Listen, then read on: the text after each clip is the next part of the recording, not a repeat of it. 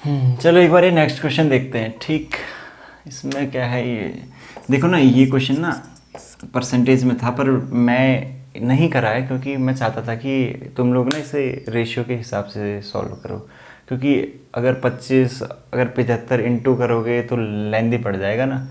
तो मैंने कहा रेशियो के हिसाब से करोगे इजी पड़ जाएगा। चलो एक बार इसे सॉल्व करते हैं। ठीक है, a man saves 20% of his income. अभी इससे पहले वाला क्या किया था, वही सेव वाला किया था ना, लेकिन यहाँ पर थोड़ा सा देखो मैं क्या बोल रहा हूँ, 25% ऑफ हिज इनकम। ठीक, अगर देखो 25% की फ्रैक्शनल वैल्यू क्या होती है बताओ तो, 1/4। मैंने क्या कहा था, ये 1/4 जो होता है ना, टोटल वैल्यू होती है, हमेशा हमेशा टोटल वैल्यू होती है। ये होता है इंक्रीज और डिक्रीज। तो 4 में से अगर मैं कहूँ 4, इसकी इनकम कितनी हो गई, अगर इसकी इनकम है 4, ये 1 क्या दिया इसने, सेविंग दी है। सेविंग कितनी हो गई, सेविंग हो गई 1, बाकी क्या बचा, एक्सपेंडिचर बचा ना। एक्सपेंडिचर कितना होगा, 4 माइनस ये 3। मैं ये बताना चाह रहा हूँ कि इसे सिंपली ऐसे कर लेना, समझे। देखो ना 25% था, मैं मुँह जबानी अगर बोलूँ तो डायरेक्ट मैं कर सकता था, पर एक बार खुद ही सोच लो ना, जो फ्रैक्शन के जो बताए ना परसेंटेज के फ्रैक्शन, वो एक बार देख लेना, इजी पड़ेगा। देखो इनकम क्या होगी, 1/4 हो गई, मतलब फोर्थ पार्ट का जो एक वैल्यू है वो उसकी क्या है, सेविंग है। तो फोर्थ पार्ट क्या हुआ हमारा, जो टोटल क्या हो गया, इनकम हो गई, एक क्या है उसकी सेविंग है, बचा बचा एक्सपेंडिचर। अब वो क्या बोल रहा है देखो, if his income is increase by 20% and expenditure bye 10%। अगर उसकी इनकम 20% बढ़ रही है, एक्सपेंडिचर 10% बढ़ रहा है, then find the effect in its saving. Last में वो पूछ रहा है कि अगर ये 20% बढ़ रहा है तो ये 10% बढ़ रहा है, तो जो उसकी सेविंग होगी, सेविंग कितना परसेंट बढ़ेगी या कितना परसेंट क्या होगी, डिक्रीज होगी। ठीक है, वही निकालना है। तो कुछ नहीं करना, देखो इंक्रीज बाय 20%, 20% का है तो क्या करो, 20% कर दो ना। देखो 100 में इसलिए नहीं दे रहा है, यहाँ आएगा कट जाएगा, ये पूरा रेशियो में तब बोल रहा हूँ। तो इनटू में अगर इसे 20 करता हूँ, ठीक, एक्सपेंडिचर को किससे करना है, 10% बढ़ गया, ये कितना आ गया, 80 आ गया। एक्सपेंडिचर कितना आ गया, 30 आ गया। टोटल इनकम अब जो आया वो क्या हो गया, 80% ही हो गया, 80% ही हो गया। और ये क्या हो गया, 30%। बचा कितना, यहाँ पर क्या आना चाहिए, 50 आना चाहिए। 50 कब आएगा, जब मैं इसे क्या करूँगा, 50 से इंटू करूँगा। ये क्या था, ये 20% था, ये 10% था, तो इसे मैं क्या कर सकता हूँ, इसे मैं 50% बोल सकता हूँ ना। तो अगर ऐसा होगा तो क्या होगा, तो आपका 50% जो है आपकी सेविंग क्या हो जाएगी, इंक्रीज हो जाएगी। कोई डाउट है बताओ। देखो मैं परसेंटेज इसलिए नहीं ला रहा हूँ क्योंकि परसेंटेज यहाँ भी रखूँगा वो कैंसिल हो जाएगा, कोई फ़र्क नहीं पड़ता उसका। मैं क्या बोल रहा हूँ, सिंपली बोल रहा हूँ कि 4 ये था, 20 ये था, 20% हुआ, मैंने इससे इंटू कर दिया। 30 यहाँ क्या था, 10% था, 10 से इंटू कर दिया, कितना आ गया, 30 आ गया। टोटल कितनी होगी, 80 होगी, बचा कितना, 50। 50 अब कैसे आएगा, अगर मैं 1 को 50 से इंटू करूँ तो ये आएगा। अगर हम इसे 20% बोल रहे हैं, इसे 10% बोल रहे हैं, तो इसे क्या कहेंगे, 50% बोलेंगे। बस ऐसे ही सॉल्व होगा। ठीक, कोई भी परसेंटेज का अगर इनकम वाला क्वेश्चन आए ना, उसे रेशियो में कन्वर्ट कर लेना, आप लोगों के लिए ईजी पड़ जाएगा। ठीक है ना, नोट कर लो एक बार। इससे पहले वाला नोट हो गया होगा। ठीक, ये थोड़ा एक इम्पॉर्टेंट क्वेश्चन है, इसे मार्क कर लो यार, ये अच्छा क्वेश्चन है, ये पूछा जा सकता है। देखो ना, एक मैंने आपको बताया ना, वो एक्चुअल अपॉन कंपेरेटिव वाला इनटू जो हमें फाइंड करना है, इसे गांठ बात के ना याद कर लेना, ये काम की चीज़ है, तब बोल रहा हूँ। ये कहीं पर भी क्या बोलता हूँ, देखो ना, एक्चुअल मीन्स जो वैल्यू हमें दी गई है, कंपेरेटिव मीन्स कोई वैल्यू जो रेशियो में है वो हमने एज्यूम की है, इनटू फाइंडिंग मतलब जो हमें फाइंड करना है उससे इनटू कर दो। ये तुम्हारा अच्छा एक कॉन्सेप्ट क्या बेसिक है, ऐसा कुछ। ठीक है, एक बार इसे यहाँ देखते हैं। Cost of diamond varies with respect to the square of its weight. ठीक है, if the diamond is broken into 3 pieces, the ratio of the cost of diamond varies with respect to its weight. ठीक, broken into 3 pieces, in the ratio, 3 पार्टों में इससे क्या कर दिया, बांट दिया। ठीक है, वो क्या बोल रहा है कि where is cost, cost directly proportional किस चीज़ के है, स्क्वायर ऑफ इट्स वेट का स्क्वायर। ठीक है, ये थोड़ी देखने वाली चीज़ें दिया है इसमें, जो कॉस्ट या प्राइस कर लेते हैं, इससे इजी रहेगा। ठीक है, it is broken into 3 pieces, 3 2 1 piece, मतलब देखो ना, 3 उसका वेट होगा, 2 उसका वेट होगा, 1 उसका वेट होगा, मतलब टोटल वेट क्या है हमारे पास, 3 2 6 ना, 6। तो जो आपका प्राइस में अगर यहाँ पर से निकालूँ, जो टोटल प्राइस आएगा, टोटल प्राइस की वैल्यू में अगर कहूँ तो क्या आएगी, 6 का स्क्वायर आनी चाहिए, जो कि होता है 36, ये आनी चाहिए। ठीक, if price decreases by its, ये करके, ये हमारा क्या था, टोटल वो था। ठीक, अब देखो, अब उसके क्या है, 3 पार्ट हुए हैं, 3 पार्ट मतलब अलग अलग वेट हुआ है। ठीक है, तो कॉस्ट भी क्या होगी, अलग अलग आएगी ना, हर पार्ट के अलग अलग। तो एक बार यहाँ देखते हैं। ठीक है, पहला P1 के लिए लेते हैं, P1 कितना है, 3 है, एक पार्टी हो गया ना, अलग वेट होगा, तो जो प्राइस चेंज होगा उसके वेट के अकॉर्डिंग चेंज होगा, मतलब जो 3 के स्क्वायर के। तो इसमें क्या लिख सकता हूँ, 9 लिख सकता हूँ। ठीक, देखो ना, क्वेश्चन में डायरेक्ट कहा है ना कि जो कॉस्ट है वो उसके वेट के स्क्वायर के अकॉर्डिंग चेंज हो रही है। अब हमें, अब जैसे एक डायमंड रहा होगा, वो तोड़ दिया इन लोगों ने 3:2:1, लेकिन एक्चुअल में क्या, अगर इसके अकॉर्डिंग माना जाए तो एक्चुअल में वो क्या होगा, मतलब वो टोटल ये 6 पीसों के मिलके वो हुआ, मतलब कॉम्बाइन होके ही बना है ना। तो वही हमने क्या कि जो एक्चुअल में जो कॉस्ट होनी चाहिए वो क्या होनी चाहिए, 36 के बराबर होनी चाहिए। लेकिन अब क्या हो गया, वो 3 पार्टों में तोड़ दिया गया है।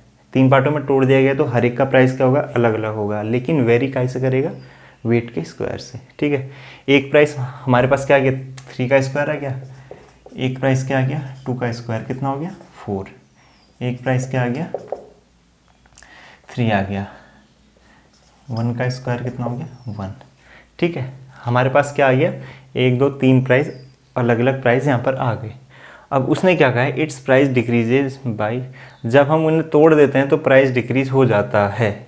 एक बार ना P1 P2 P3 को प्लस करते हैं, P1 plus P2 plus P3 करो, 9 प्लस 4 प्लस 1 कितना आ गया, 14 आ गया।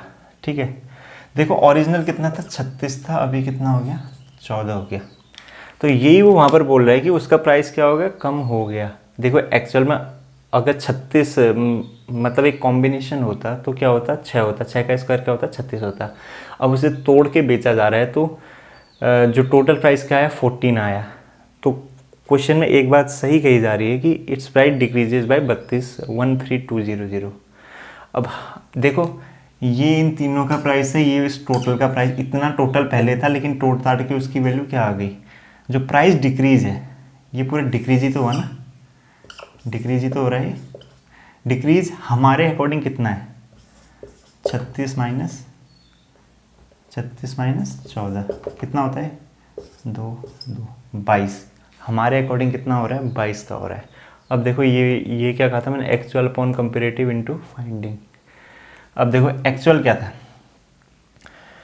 हाँ एक्चुअल कितना है, देखो एक्चुअल में डिक्रीज कितना हो रहा है, 13200, 13200 ये हो रहा है। हमारे अकॉर्डिंग कितना हो रहा है, 22 हो रहा है, 22।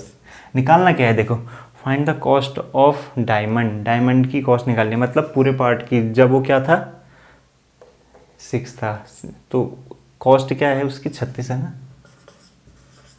काटो इसे, ये 12 6 टाइम जाएगा, 0 0 36, ये क्या 216, ये हो गया 6 का क्यूब। डाउट कहाँ पर है वो बताओ। कुछ नहीं किया, हमें एक्चुअल प्राइस यहाँ से निकाला कि जब वो कंबाइन फॉर्म में होगा तो अगर 6 को तोड़ा जाए तो ये आया ना, तो टोटल क्या था, 6 पहले होगा। अब उसने क्या कहा है कि price is direct proportional to इस वेट, वेट के डायरेक्टली प्रोपोर्शनल है। अब देखो प्राइस ये था, प्राइस का हमने क्या कर दिया, 36 कर दिया। ठीक है, ये इसकी टोटल कॉस्ट आनी चाहिए हमारे अकॉर्डिंग बता रहा हूँ, लेकिन क्या हुआ, अब इसे तोड़ दिया गया तो हर चीज़ का प्राइस क्या आ गया, अलग अलग आ गया। इसका 9 आया, इसका 4 आया, इसका 1 आया। ऐड किया हमने, कितना आया, 14 आ गया। लेकिन एक्चुअल में क्या था, प्राइस 36 था, अब यहाँ पर क्या हो गया, 14 हो गया। तो ये जो डिफरेंस था ये कितना हो गया, डिक्रीज हो गया उसका डिफरेंस। उस डिक्रीज की वैल्यू क्या थी, हमें यहाँ पर दी थी कि 13200, उसका प्राइस क्या हो गया, चेंज हो गया। तो वही हमने किया। एक्चुअल कितना था, 13200 था। हमारे अकॉर्डिंग कितना है, देखो ना, एक्चुअल अपॉन कंपैरेटिव। एक्चुअल में इतना है, हमारे अकॉर्डिंग कितना है, 22 है। हमें निकालना किसके, पूरे डायमंड का है। डायमंड का टोटल प्राइस क्या है, 36 है, इंटू करा 21600। ठीक, एक्सप्लेन मेरे हिसाब से हो गया है। कहीं पर डाउट है कमेंट सेक्शन में डाल देना ना। डाउट वैसे होना नहीं चाहिए, अगर आराम से देखोगे समझ में आ जाएगा। ठीक, ठीक है ना। चलो चलो नेक्स्ट क्वेश्चन देखते हैं। ठीक, नेक्स्ट क्वेश्चन में क्या बोल रहा है, the ratio of income of a b c is 3:4:5। The ratio of age last year income to present year income. देख लो ना, कभी ना ऐसा क्वेश्चन अगर आए, पता नहीं आए ना आए, पर एक छोटी ट्रिक बता रहा हूँ इस केस में ना। ट्रिक इसमें डायरेक्ट लगा देना ना, the ratio of income of, देखो ए बी सी का रेशियो दिया 3:4:5। अगर हमें ए का निकालना है, ठीक है, ए का निकालना है, तो जो ए का इनकम है, इनकम ऑफ ए जो है, जो ये कंबाइंड में दिया है ना इसने, the income of A upon ये जो रेशियो है लास्ट ईयर अपॉन ये प्रेजेंट ईयर का, इसको लगा देना, सॉल्व कर देना, कोई दिक्कत नहीं है इसमें। इनकम ऑफ ए का जो रेशियो है, ये देखो ना, ये क्या हो गया, 3 upon last year upon present year, कितना हो गया, 4/5। 5 कहाँ जाएगा, ऊपर जाएगा, सॉल्व करो इसे, 3 × 5/4 कितना आ गया, ये आ गया आपका 15/4। ठीक, समझ रहे हो, ये क्या आ गया, ए की जो वैल्यू आ गई, मतलब in the form of ratio होगा। एक बार ना बी में निकाल लेते हैं ना, बी में क्या आएगा, बी का कितना है, देखो 4 है, अपॉन क्या है, 5/6। सॉल्व करो इसे, 4 × 6/5 कितना आ गया, 24/5 आ गया। और सी निकालो यहाँ पर से, सी कितना आएगा, देखो सी कितना था, 5 अपॉन 8/9, ये क्या हो गया, ये ऊपर जाएगा, कितना हो गया, 45/8, ये आ गया। अब हमें क्या, हमसे क्या है कि the ratio of the present income, इन सबको रेशियो में लाओ एक बार, a ratio b ratio c करो एक बार। ए कितना था हमारे पास, 15/4 रेशियो, बी कितना है, 24/5, सी कितना है, 45/8। मैंने क्या कहा था, जब भी ऐसा कभी कुछ आता है ना, ऐसे अगर फ्रैक्शन में है, तो नीचे वालों को ना इक्वल बना लेना, ताकि ये सारे कैंसिल हो जाएं। ठीक, इक्वल बनाने के लिए क्या होगा, इन सब का एलसीएम लोगे। एलसीएम क्या आएगा बताओ इसका, एलसीएम क्या आना चाहिए, 4, 5, ये एलसीएम बताओ इसका, अरे बताओ ना एलसीएम।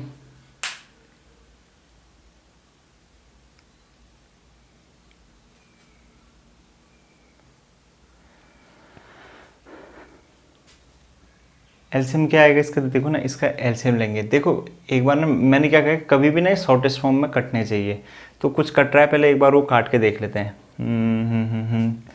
ये 3 से कट रहा है ना, ये 3 5 टाइम्स कट रहा है, और ये 3 8 टाइम्स कट रहा है, और ये 3 15 टाइम्स कट रहा है। अब मैंने क्या कहा, इसका एलसीएम लेना है हमें। एलसीएम कितना हो गया, 4 5 कितना आएगा, 40 हो जाएगा, 40 हो जाएगा।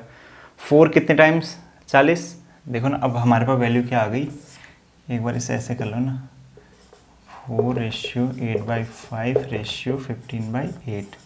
अब क्या करना है, सबको 40 बनाना है। 40 कैसे बनाओगे, 5 × 10/40।